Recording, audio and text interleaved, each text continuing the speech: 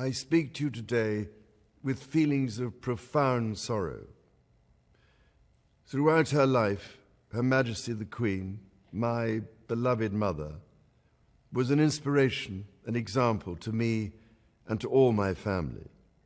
And we owe her the most heartfelt debt any family could owe to their mother, for her love, affection, guidance, understanding, and example. Queen Elizabeth was a life well lived, a promise with destiny kept, and she is mourned most deeply in her passing. That promise of lifelong service I renew to you all today. Alongside the personal grief that all my family are feeling, we also share with so many of you in the United Kingdom, in all the countries where the Queen was head of state, in the Commonwealth and across the world, a deep sense of gratitude for the more than 70 years in which my mother, as Queen, served the people of so many nations. In 1947, on her 21st birthday, she pledged in a broadcast from Cape Town to the Commonwealth to devote her life, whether it be short or long, to the service of her peoples. That was more than a promise. It was a profound personal commitment which defined her whole life. She made sacrifices for duty. Her dedication and devotion as sovereign never wavered through times of change and progress, through times of joy and celebration, and through times of sadness and loss. In her life of service, we saw that abiding love of tradition, together with that fearless embrace of progress, which makes us great as nations. The affection, admiration, and respect she inspired became the hallmark of her reign. And as every member of my family can testify, she combined these qualities with warmth, humor, and an unerring ability always to see the best in people. I pay tribute to my mother's memory, and I honor her life of service. I know that her death brings great sadness to so many of you, and I share that sense of loss beyond measure with you all. When the Queen came to the throne, Britain and the world were still coping with the privations and aftermath of the Second World War, and still living by the conventions of earlier times. In the course of the last 70 years, we have seen our society become one of many cultures and many faiths. The institutions of the state have changed in turn. But through all changes and challenges, our nation and the wider family of realms, of whose talents, traditions, and achievements I am so inexpressibly proud, have prospered and flourished. Our values have remained and must remain constant.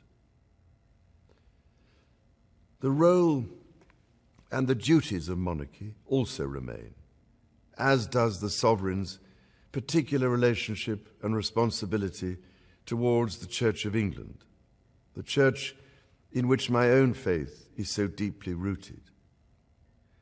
In that faith and the values it inspires, I have been brought up to cherish a sense of duty to others and to hold in the greatest respect the precious traditions, freedoms, and responsibilities of our unique history and our system of parliamentary government.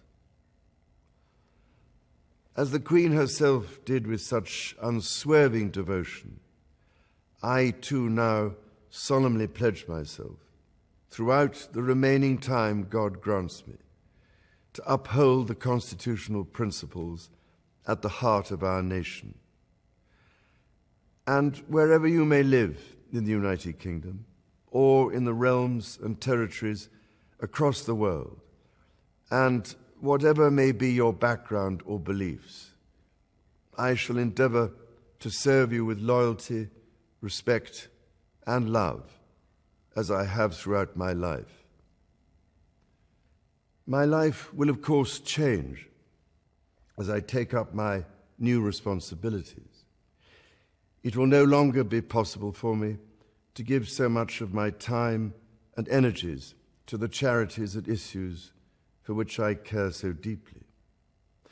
But I know this important work will go on in the trusted hands of others. This is also a time of change for my family. I count on the loving help of my darling wife, Camilla. In recognition of her own loyal public service since our marriage 17 years ago, she becomes my Queen Consort. I know she will bring to the demands of her new role the steadfast devotion to duty on which I have come to rely so much. As my heir, William now assumes the Scottish titles which have meant so much to me. He succeeds me as Duke of Cornwall and takes on the responsibilities for the Duchy of Cornwall, which I have undertaken for more than 5 decades. Today, I am proud to create him Prince of Wales, Tywysog Cymru, the country whose title I've been so greatly privileged to bear during so much of my life and duty. With Catherine beside him, our new Prince and Princess of Wales will, I know, continue to inspire and lead our national conversations, helping to bring the marginal to the centre ground, where vital help can be given. I want also to express my love for Harry and Meghan as they continue to build their lives overseas. In a little over a week's time, we will come together as a nation, as a Commonwealth, and indeed a global community, to lay my beloved mother to rest. In our sorrow, let us remember and draw strength from the light of her example. On behalf of all my family, I can only offer the most sincere and heartfelt thanks for your condolences and support. They mean more to me than I can ever possibly express. And to my darling Mama, as you begin your last great journey to join my dear late Papa, I want simply to say this: thank you. Thank you for your love and devotion to our family and to the family of nations you have served so diligently all these years. May flights of angels sing thee to thy rest.